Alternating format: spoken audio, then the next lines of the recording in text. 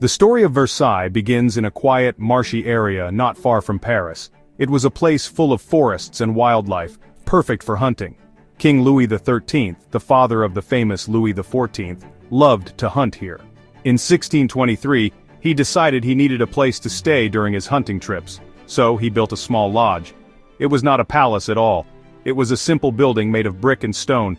It was a private retreat, a place for the king to escape the busy life of the court. No one could have guessed that this modest hunting lodge would one day become one of the most magnificent palaces in the entire world. This little lodge was just the beginning. When Louis XIII's son, Louis XIV, became king, he had a very different vision for Versailles. He remembered visiting the lodge as a child and felt a special connection to the place.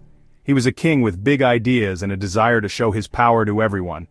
He saw Versailles as a blank canvas where he could create something truly spectacular. Starting in 1661, he began a massive building project. He hired the best architects, artists, and landscape designers in France to transform his father's simple lodge into a symbol of his absolute authority and the glory of his kingdom. The transformation was incredible. The old lodge was not torn down, but was instead swallowed up by the new, grander buildings that grew around it. This was a clever move. It showed respect for his father while creating something entirely new. The project took decades to complete and cost a huge amount of money. Thousands of workers toiled day and night, moving earth, planting forests, and constructing vast wings of the palace. Louis XIV was personally involved in every detail, from the design of the gardens to the choice of paintings on the walls. He was building more than just a home, he was building a stage for his reign.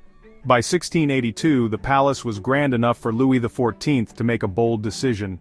He moved his entire government and royal court from Paris to Versailles. This was a brilliant political move. It took the powerful nobles away from their own regional power bases and brought them to the palace. Here, he could keep a close eye on them. The small hunting lodge had completed its journey. It was now the official heart of France, a glittering symbol of royal power that was designed to impress and intimidate all who saw it. Its journey from a simple brick building to a world-famous palace had truly begun. King Louis XIV called himself the Sun King. He believed that he was the center of France just as the sun is the center of the solar system.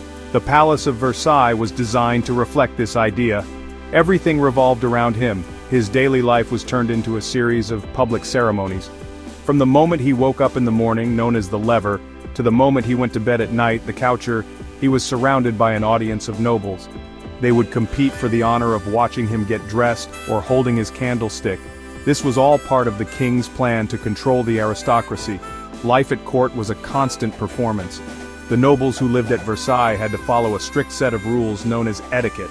How you bowed, where you stood, and even how you knocked on a door were all incredibly important. A mistake could mean losing the king's favor, which was a social disaster. This life of ceremony and rules kept the nobles busy. Instead of plotting against the king in their own castles, they were at Versailles, busy trying to win his approval.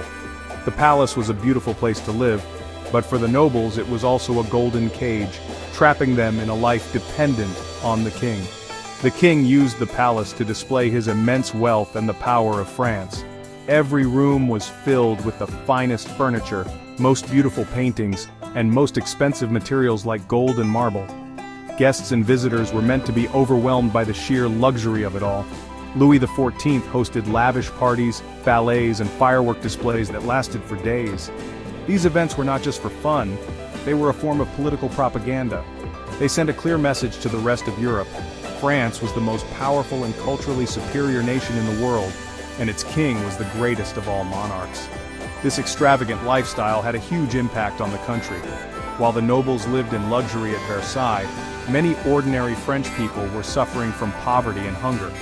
The immense cost of building and maintaining the palace, along with the king's many wars, placed a heavy burden on the French economy.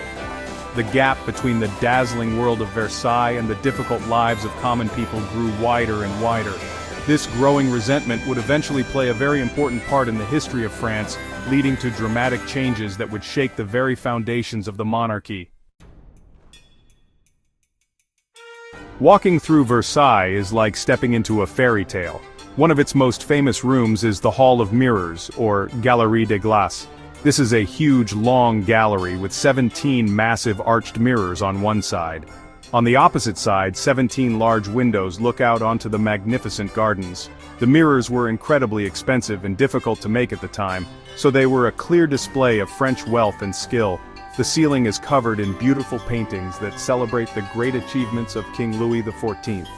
This was where the king would walk each day, and it was used for the most important state occasions and balls. The palace also contains the king's and queen's state apartments. These were not private rooms but a series of grand reception halls where the monarchs would conduct their official business. Each room is named after a god or goddess from Roman mythology, like the Venus Salon or the Mars Salon, linking the French king to the power of the ancient gods. The king's private bedchamber was the physical and symbolic center of the palace. It was from this room that the king ruled France. Nearby, the queen's apartments were equally lavish, though they were changed over time by different queens, most famously by Marie Antoinette. The wonders of Versailles do not end inside the palace. The gardens are just as famous and equally spectacular. They cover a huge area and were designed by the brilliant landscape architect André Le Nôtre. The gardens are a masterpiece of formal French design with perfect geometric patterns, clipped hedges and beautiful flower beds. There are fountains everywhere, along with classical statues and a huge canal, so large it was used for mock naval battles. The gardens were another way for the king to show his power. He was not just ruling over people but over nature itself, taming it into perfect, orderly shapes. For moments of escape from the strict court life, the royals had smaller palaces on the grounds like the Grand Trianon and the Petit Trianon. The Petit Trianon is most closely associated with Queen Marie Antoinette, the wife of King Louis XVI. She wanted a place to live a simpler, more private life. Next to her small palace, she had a rustic farm built, known as the Queen's Hamlet. It looked like a real country village with a windmill, a dairy, and farm animals. Here, the queen and her friends would dress up as shepherdesses and pretend to be simple country folk, a fantasy that was very far from the reality of rural life in France. For over 100 years, Versailles was the center of absolute monarchy in France. But this golden age could not last forever. By the late 18th century, the country was in deep crisis.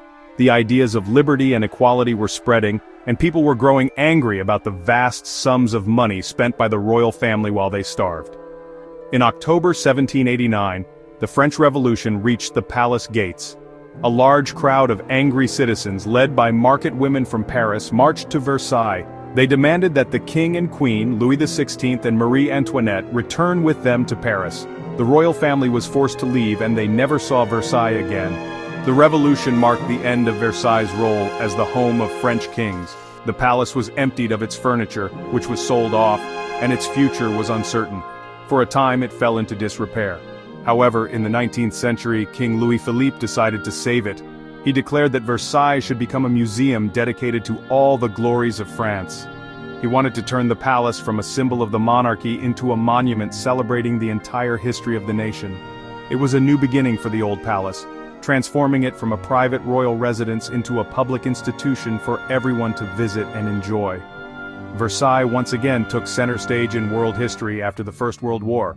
In 1919, the famous Treaty of Versailles was signed in the very same Hall of Mirrors, where the German Empire had been proclaimed decades earlier. This treaty officially ended the war and imposed harsh terms on Germany. The choice of location was deliberate. It was a powerful symbol of the defeat of Germany and the victory of France and its allies.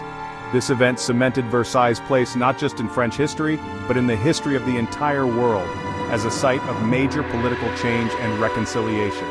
Today, the Palace of Versailles is one of the most popular tourist destinations on the planet.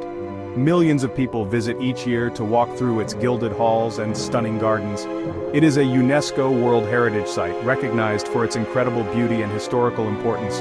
It stands as a powerful reminder of the grandeur of the French monarchy, the dramatic events of the Revolution, and the enduring power of art and architecture. Versailles is more than just a beautiful building. It is a history book written throughout stone, gold, and gardens, telling the story of a nation's journey from royal splendor to a modern republic. Like and subscribe for more amazing destinations.